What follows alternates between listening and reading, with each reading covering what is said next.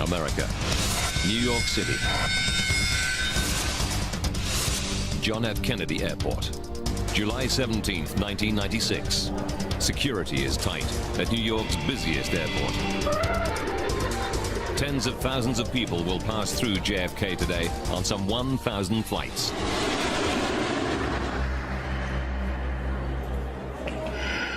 They are all potential targets for terrorist attack.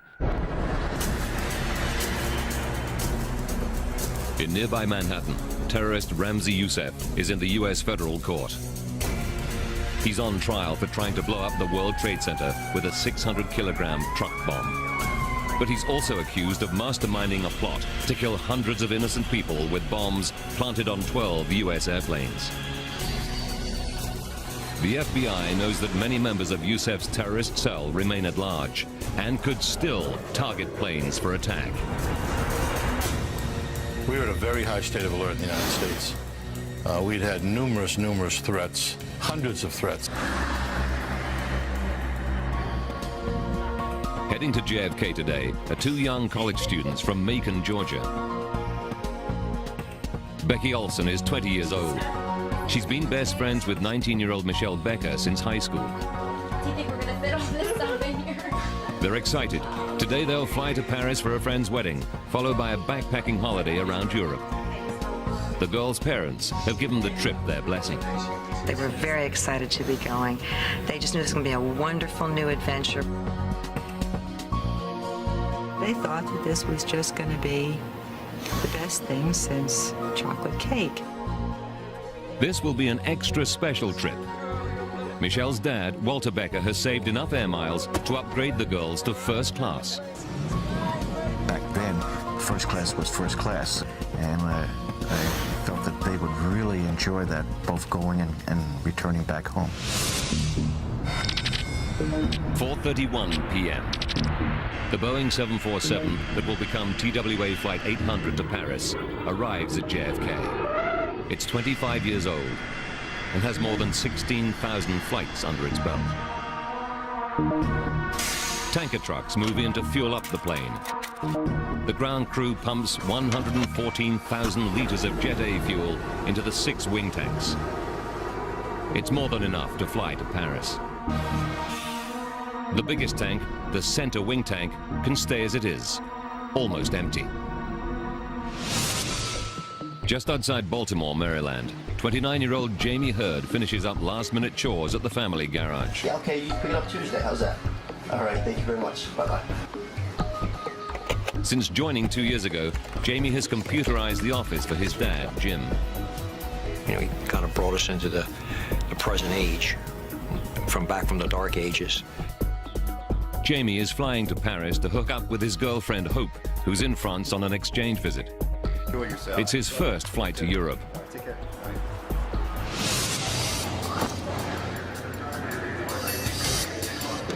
Inside JFK's Terminal 5, Michelle Becker calls home to ask her mother for advice. Hi, Mom. TWA is offering cash incentives for passengers to take a later flight. Do you think we should take the bump flight? Because I think we can get some money. What do you think? It's a tough dilemma. The girls don't want to risk losing their free upgrade, but as students, they could use the money. 6 p.m. 212 passengers board Flight 800 in good time for a 7 p.m. takeoff. Among them is Jamie Hurd. He's only 8 hours away from seeing his girlfriend, Hope. In charge of the crew this evening is Captain Stephen Snyder.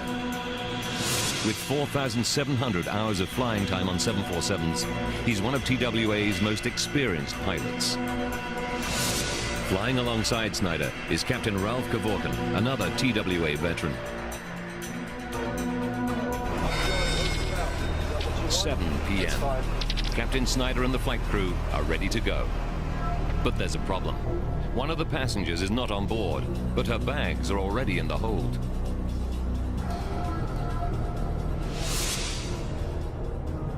In 1988, Pan Am 103 exploded in mid-air over the town of Lockerbie in Scotland, killing 270 people. Terrorists checked a bag containing a bomb into the hold, but didn't board the plane.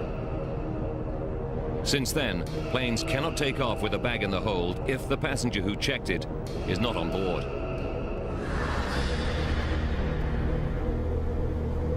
The plane is delayed while ground staff hunt for the missing passenger. Outside, it's 28 degrees Celsius, and on the asphalt of the apron, the jumbo is getting hot. As the minutes tick by, air conditioning units under the fuselage keep the passengers cool. 50 minutes go by, and there is still no sign of the mystery passenger. At 7:59 p.m., gate personnel contact the crew. TWA Flight 800, sorry about that delay. We have confirmation that the passenger is on board. They were on board the whole time. 8:19. At last, Captain Kevorkian throttles up the 747. Flight 800 lifts off an hour and 20 minutes late. TWA 800's flight path will take it through some of the most congested airspace in the USA. It will also skirt the boundary of a US military zone to the south. Air traffic control keeps flights well clear of any restricted airspace during weapons testing. 8:31. Flight 800 climbs into the evening sky. Eastwind Airlines pilot David McLean is flying a 737 into Trenton, New Jersey. He sees the jumbo jet ahead of him. It was a nice night, good visibility. There's a lot of traffic going out there, so you always got to keep your eyes out.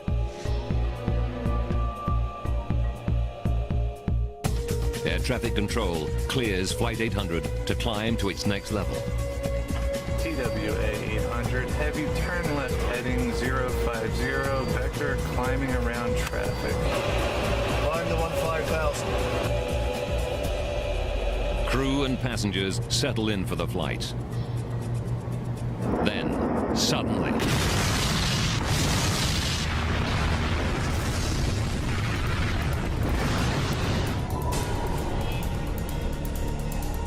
And I thought, gee, they must have 200 to 300 people on board. I thought it was a bomb.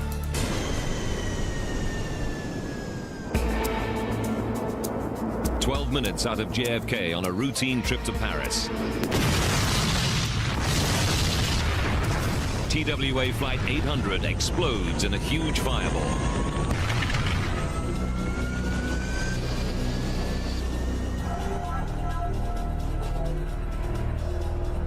At air traffic control, Flight 800 suddenly disappears off radar screens.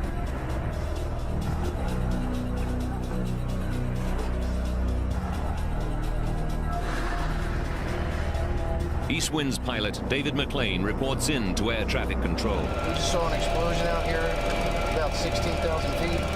Just went down into the water. Air traffic control tries to raise Flight 800 on the radio. TWA 800, if you hear center, ident. There's no response.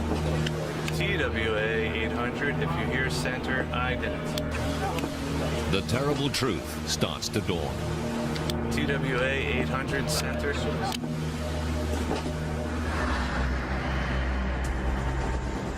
Thousands of meters below, a helicopter from the Air National Guard flying on a training mission is caught beneath the blast.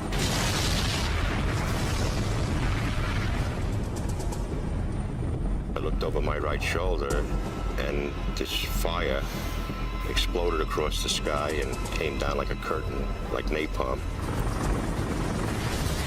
Flaming aircraft debris starts to fall all around them. Some of it was still on fire. We actually saw embers. Now the helicopter crew is in danger. If debris hits the rotor blades, they too could crash into the water. We have to get out of there. The helicopter makes it away safely. They race to get help. Back at base, Major Mike Noyes prepares to take command of the helicopter and head out to the crash site. Well, obviously the adrenaline's starting to flow. I'm thinking we're going out to search for survivors. He knows that it is possible to survive a plane crash into water. And the sea temperature is around 18 degrees Celsius. If there are people in the water, they could stay alive for up to 8 hours. The Coast Guard at East Mauritius, Long Island, gets the word that a plane has gone down.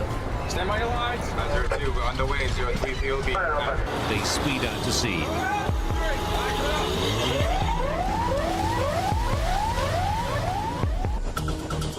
First on the scene is the Air National Guard rescue helicopter.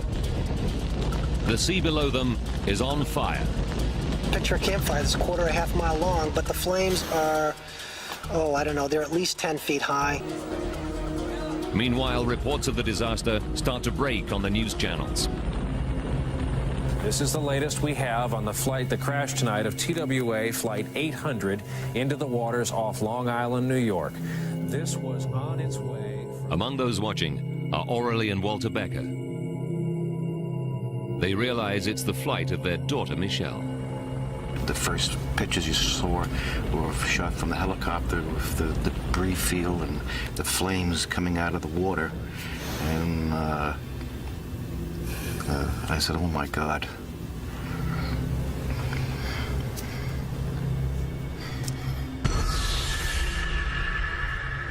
But then Aurelie Becker remembers Michelle's last-minute phone call from the airport. Do you think we should take the bump flight? Because I think we can get some money. Michelle told her mother that TWA were offering cash incentives to take a later flight. Aurelie recalls with horror that she advised Michelle and her friend Becky to stay on Flight 800. Now she prays that the girls ignored her advice. I said, I wonder if they ever really got on the flight. Maybe they did take a jump seat and they aren't on it. Aurelie calls Becky's parents. She speaks to Becky's father, Donald Olson. Hey, Aurelie, what's up? I said, you didn't get a call from Becky that they took a bump ticket, did you? Donald says no. The girls didn't call. And Arlie said, there's been a plane crash. You need to turn on CNN. A 747 aircraft has exploded in midair about 20 miles south of New York's Long Island into the Atlantic Ocean. The families realize Michelle and Becky did get on the flight. Now all they can do is helplessly watch the horrifying scenes. But they still hope that their girls may have survived the crash. You know, you talk to each other and you hold each other and you cry and you say, well, you know, the girls were very athletic. They were good swimmers. Search and rescue, we know, is a nightmare. They are looking for people who survived this. I just told Becky to swim hard. All night long. Families all over the United States and beyond endure a waking nightmare. Their only hope that somewhere in the darkened water, their loved ones cling on to life long enough to be rescued.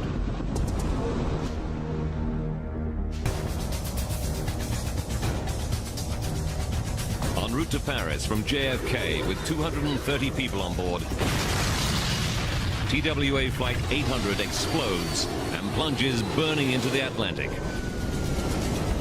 2 hours later, in the deepening darkness, rescuers scour the ocean for anyone who may still be alive. After 3 hours of searching, none of the hundreds of rescuers can find a single survivor. They've covered 13 square kilometers of ocean. It's now clear that all 230 people on board died in the crash. The helicopter rescue team heads back to base. We did our best that night to try and find anyone who could have survived that crash. And to return empty-handed was a very low blow.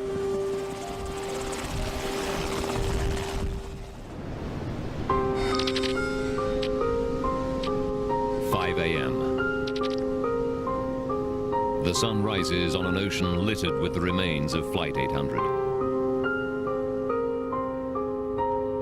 Boat Boat crews bring pieces of wreckage to the Coast Guard station at East Mauritius. Rescuers have recovered 73 bodies, but no survivors. Jamie Hurd's father, Jim, realizes that any hope his 29-year-old son made it through alive is gone. It's not a good time in your life. You know, you're just really thinking about one thing. And to me, the one thing was that I was going to go get Jamie and bring him home.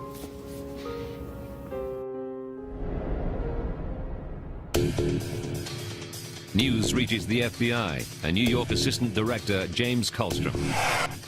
Kallstrom immediately suspects the crash is no accident. My gut told me that this was probably an intervention by some criminal, some terrorist. Less than 12 hours after Flight 800 plunged burning into the water, investigators survey the impact site. Even hardened law officers like Kallstrom are shocked by the destruction. I'll never forget the scene of miles, seemed like miles of debris. Pilots who were near the jet when it exploded tell FBI agents that the blast came out of the blue. But witnesses on the ground report something highly suspicious. We had 50, 60 people that had called in and said, I saw things in the sky. Some described them as ascending towards this fireball. Over time, 258 people tell the FBI they saw something streaking through the sky at the moment the 747 was lost. I followed the streak of light, red-orange in color, moving from my left center to my further left. 2 people even caught an image on camera. One photo shows a mysterious trail in the sky. The other appears to show an object shaped like a missile. Kallstrom faces a horrifying possibility.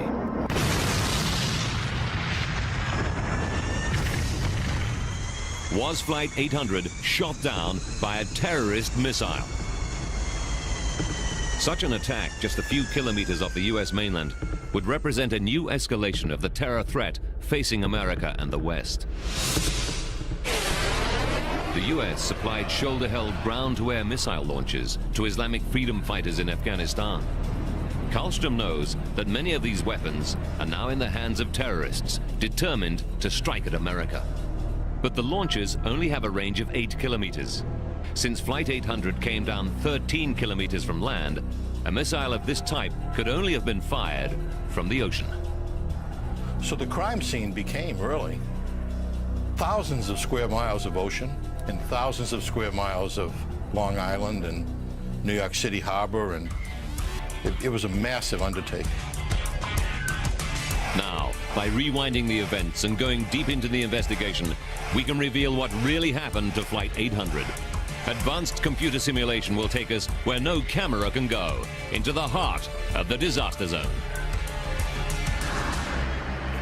Agents interview 670 eyewitnesses. They painstakingly check the movements of 20,000 craft in the area. They seize stolen and abandoned boats and run forensic tests on them. But they can't find any promising leads. Then the missile theory takes a new and astonishing turn. Stories and rumors begin to circulate on the internet and in the press. They make an extraordinary allegation that TWA Flight 800 was shot down not by terrorists, but in a terrible accident by the US military.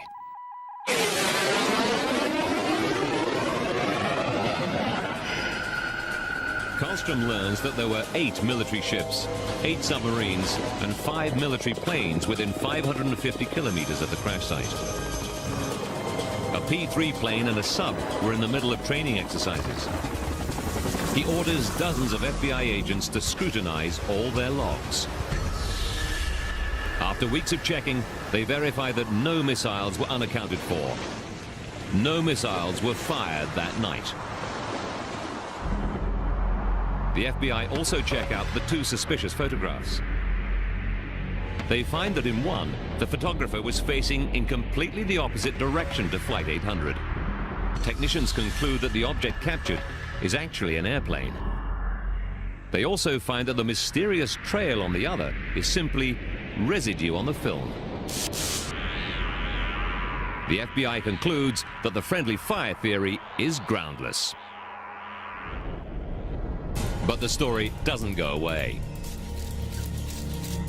Now Pierre Salinger, John F. Kennedy's former press secretary, raises the stakes with an astonishing intervention.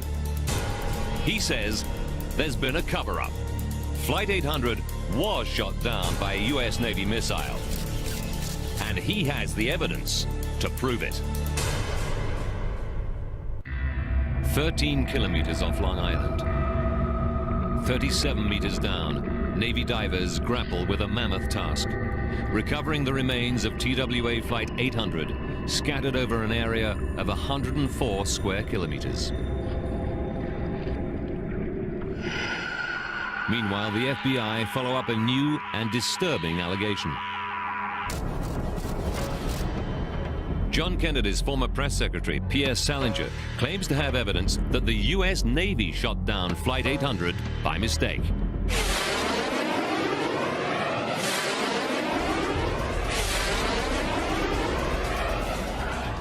We have now reached the point where we are totally sure that what we are saying is true. He produces an air traffic control radar tape showing a mystery object close to the doomed jet. What we see here is a missile about to hit TWA 800. Many people suspicious about the crash support Salinger's claims. His thesis points to the missile being fired by the USS Normandy, an Aegis-class missile cruiser which was at sea 340 kilometers south of Long Island. The FBI re-examines U.S. Navy activity in the area. It quickly finds that the USS Normandy was at least 160 kilometers beyond the range from which its missiles could hit Flight 800. We accounted for every piece of ordnance on the Normandy and every other military ship in the region. We looked at every submarine under the ocean. We looked at every aircraft transiting the area, even though they were not capable of shooting a missile and taking an airplane down. But they find nothing.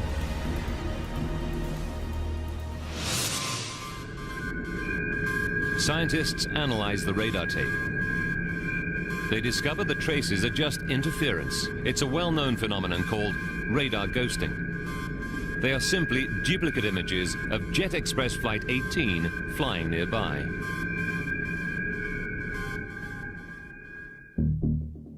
The friendly fire claims cost thousands of hours of investigators' time. An exasperated Karlstrom lambasts the conspiracy theorists at a news conference. But I can assure you that we've looked at every angle, every possibility, and the military of this country has had nothing to do with this horrendous tragedy. A terrorist bomb or missile is still one of the chief suspects for the loss of Flight 800. But the only way of finding out for sure what downed the plane is to analyze the wreckage. That job falls to the FBI's co-investigators, the National Transportation Safety Board, the NTSB. Their priority, to find the plane's flight recorders or black boxes. Since the day after the crash, Navy divers have scoured the debris zone in the deep waters off Long Island. It's slow and dangerous work. The seabed is littered with razor-sharp fragments. 6 days into the search, and there's no sign of the black boxes. It's possible that ocean currents have buried them in the sand.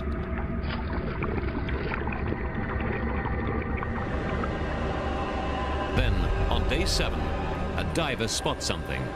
A flash of orange. The cockpit voice recorder. That's it. You see the beacon right on it? You want to take a picture of it? Right. It's the cockpit voice recorder.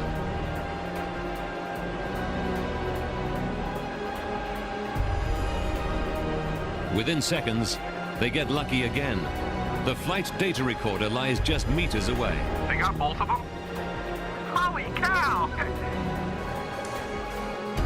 Divers quickly bring the boxes to the surface. To prevent damage by oxidation, they keep them submerged in salt water. For NTSB investigator Bob Swain, it's a potential breakthrough.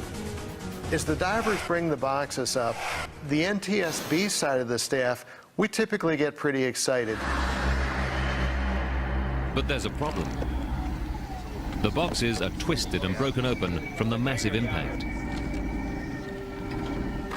Investigators fear that there's little chance the tapes inside will have survived, but they rush them to NTSB headquarters. There they hope they can retrieve something from the recorders. Carefully, they remove the cockpit voice tape from inside the armored casing and thread it onto a player. Against all the odds, the tape is intact and playable. TWA 800, heavy turn left heading 050, vector climbing around traffic. Left 050, climb vector. They carefully analyze all the pilot's conversations and the readings from the data recorder. Stop climb at 13,000. And the electric? They scour the last seconds of the recording for any clues to the plane's sudden loss. Climb to 15,000. But at 8:31 and 12 seconds, the recording cuts off suddenly. Whatever happened to Flight 800, the pilots had no time to react. The excitement of the find turns to bitter disappointment. The voice recorder, and the same with the data recorder, really told us nothing. Now the investigators must rely entirely on the salvaged wreckage of the doomed jet for clues. If Flight 800 was brought down by a bomb or a missile, it would leave evidence behind. NTSB metallurgists examine the fragments under scanning electron microscopes. They're looking for the distinctive micro-pitting which high explosive leaves on metal surfaces. As a veteran of the Pan Am 103 investigation, metallurgist Jim Wildey knows exactly what bomb damage looks like. But he finds no trace of it. We looked at every piece, every square inch of every piece, every fracture, every surface. Each piece as it came in was examined in detail for evidence of a bomb or explosion, and there simply was no evidence of that type on the TWA aircraft. At the same time, FBI forensic experts take over 9,000 samples for chemical analysis. They know that traces of explosive can survive even underwater. For weeks, they too find nothing. But then, the FBI makes a momentous discovery.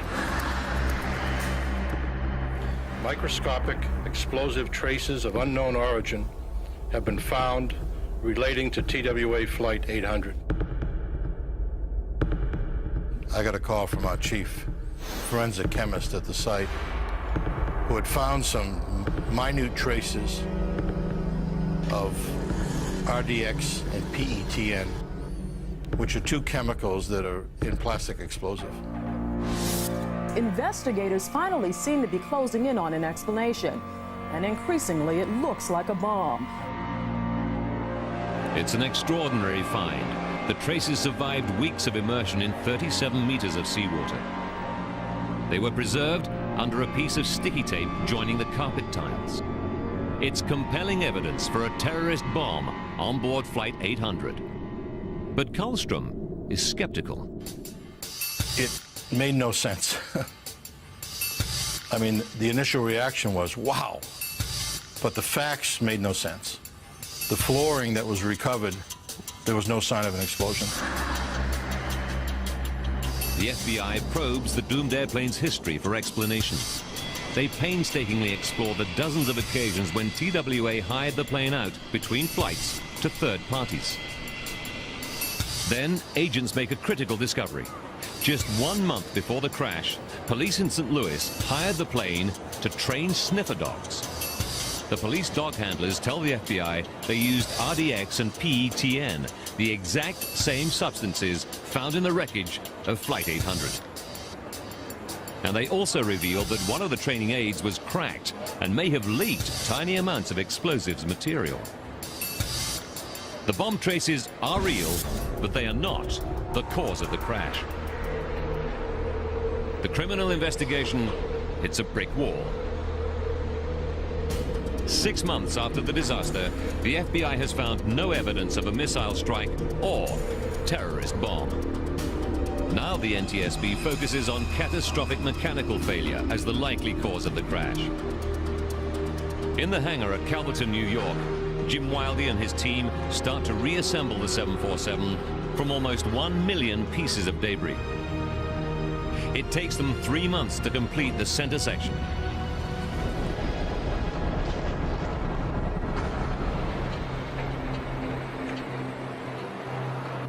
The fuselage is riddled with fractures. To trace where the plane's breakup started, Wildey first needs to calculate the sequence of the fractures. All of these early fractures stem from one location, and that was right here in the fuselage, just in front of the front spar, near the bottom of the airplane. The fracture sequence allows Wildey to work out how the plane broke up.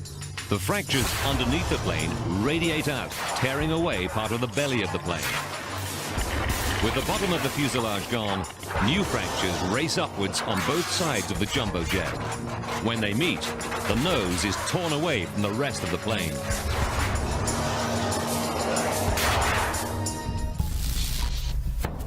Now Wildey must find what triggered the initial fracturing. He looks behind the spot where the fractures begin. It's the site of the 747's biggest fuel tank, the massive center wing tank. It's as big as a 2-car garage. Panels of aluminium, called spanwise beams, divide the space into sections. Wildey hunts for clues. Inside the tank, he discovers something disturbing. A series of dents in the front of the tank, known as the front spar.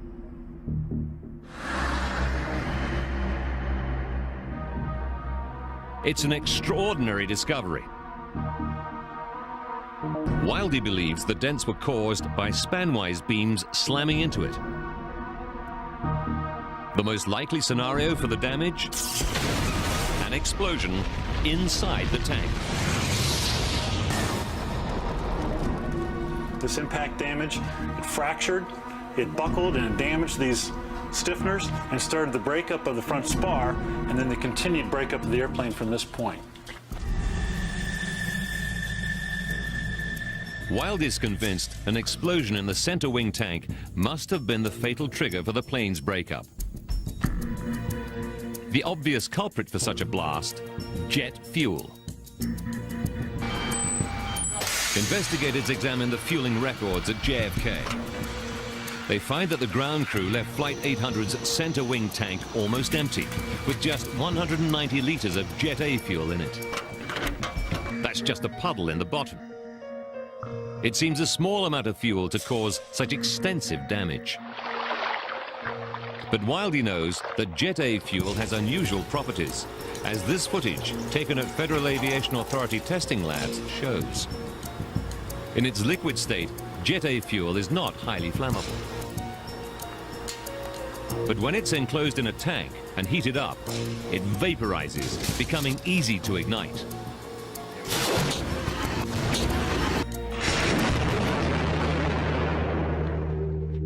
Now investigators must discover whether the fuel in Flight 800's center wing tank could have been heated to flash point. They know that right underneath the center wing tank lie the plane's air conditioning packs. They produce cool, breathable cabin air using hot air taken from the jet engines. So we have this extremely hot air, hot enough to cook a chicken, within inches of the bottom of the tank itself.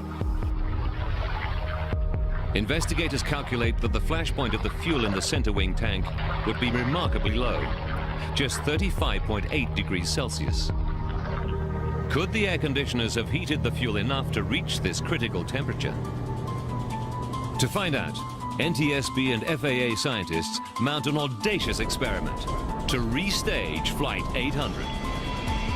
They fill the center wing tank of a 747 with 189 liters of Jet A fuel and fit it with 90 temperature sensors. The plane sits on the tarmac with the air conditioning on for 2 hours and 45 minutes. Then the 747 takes off. It follows the same ascent profile as Flight 800. It's a calculated risk, but no greater than thousands of planes undergo every day. 12 minutes later, it reaches 4,200 meters, the point at which TWA 800 exploded.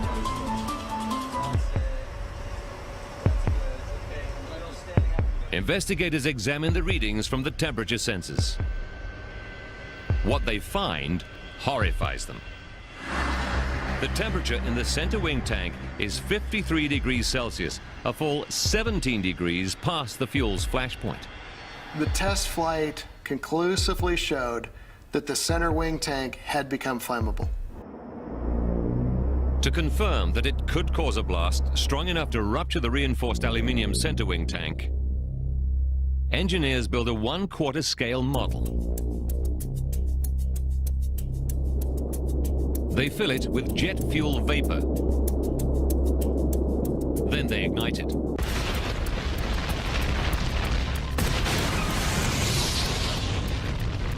The force of the blast is more than enough to rupture the tank.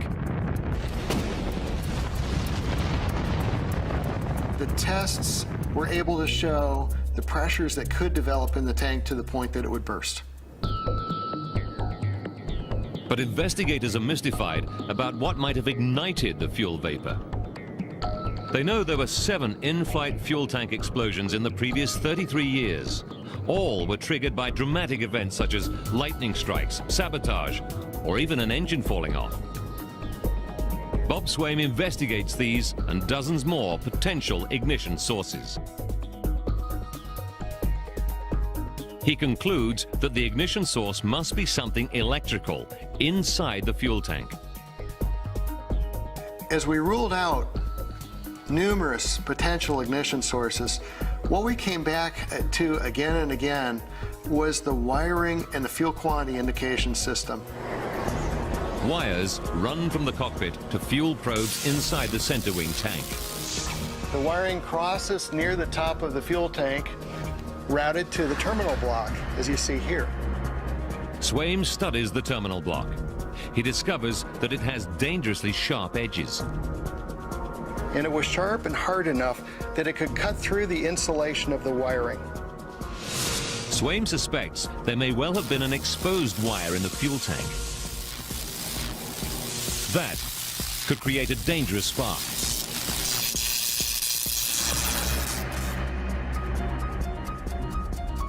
But there's a puzzle.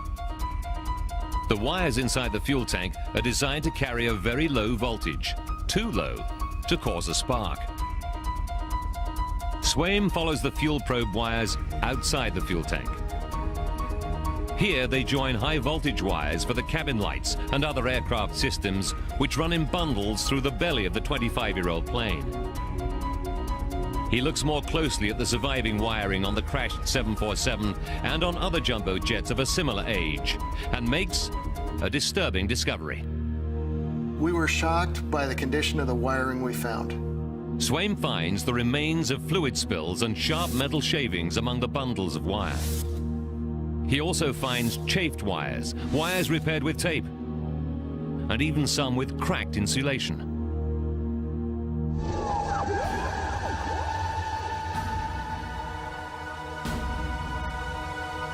He concludes that the poor state of wiring on older 747s could allow high voltage electricity to jump into the fuel tank wires. It could then pass into the fuel tank, causing a short circuit. The resulting spark would ignite the fuel vapor.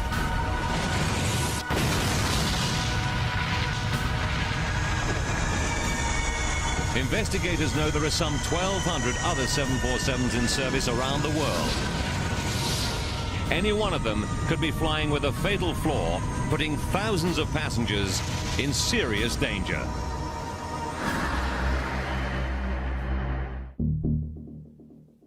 The NTSB believe a fuel tank explosion blew apart Flight 800 when a short circuit caused a fatal spark. But they have no proof.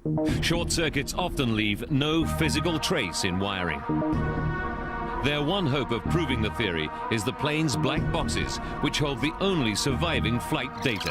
800, heavy turn left heading 050, sector climbing around traffic. The 13-minute cockpit voice recording seems unremarkable. Climb the 15,000. But as they replay the tape, investigators hear something intriguing. Just before the recording cuts off, there are two minuscule pauses. They're each just 2 microseconds long. But they're telltale signs of a momentary loss of power to the recorder. It's an astounding discovery. The pause in the recording backs the investigators' theory that there was a short circuit on Flight 800. And it could happen on any one of 1,200 other 747s in service around the world. It's the final piece of the puzzle. Investigators now know the probable chain of events that triggered the loss of TWA Flight 800. What tore apart a 300-ton jumbo jet just 12 minutes into a routine flight and left 230 passengers and crew seconds from disaster? 12.5 minutes to disaster. Flight 800 takes off. Air conditioners have been keeping passengers cool during the delay. But they've also heated the Jet A fuel in the center wing tank to flash point. It's now filled with almost 50 cubic meters of highly explosive fuel-air mix. The 747 is a flying bomb. 44 seconds to go. Climb the 15,000. Damaged wiring allows high voltage current to jump into wiring outside the center wing tank and run down into the tank. When the current reaches a section of bare wire, it jumps to another metal surface, forming a short circuit. The resulting spark ignites the deadly mix of fuel and air. Disaster strikes. The explosion blows out one of the inner panels. It strikes the tank's outer skin, smashing it into the plane's fuselage.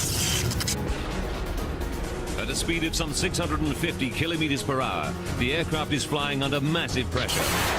And the first fuselage fracture spreads fast. Now multiple fractures race around the plane.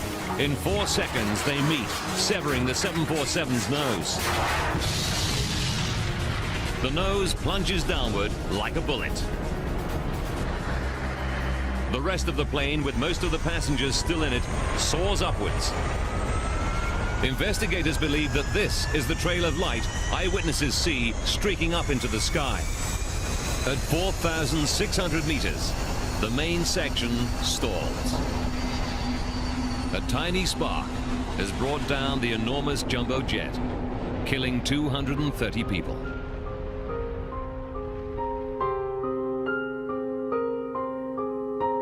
It's over a year before remains of all the crash victims are identified, most by using DNA analysis. The families of the victims band together to build a memorial to their loved ones on Long Island. The monument in Smith Point is a labor of love. They got a piece of black marble that they made the centerpiece of it, inscribing all the names on the front.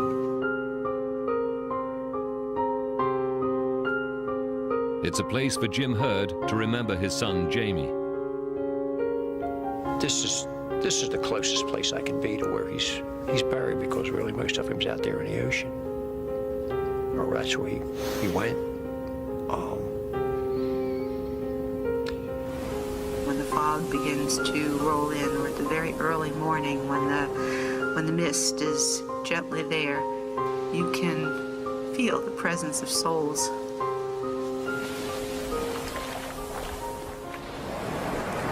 The disaster is a wake-up call to the aviation industry. The Federal Aviation Administration issues more than 70 airworthiness directives to eliminate any possible source of accidental ignition and improve insulation of wiring to fuel tanks. They affect 7,500 aircraft in the U.S. transport fleet. Boeing implements the FAA orders and also introduces fuel tank inerting, a system that tops up fuel tanks with nitrogen, preventing jet fuel from catching fire. The first commercial jumbo jet, fitted with an inerting system, rolled out in the summer of 2005. And starting from 2007, all new Boeing 7 Series planes will feature the new technology.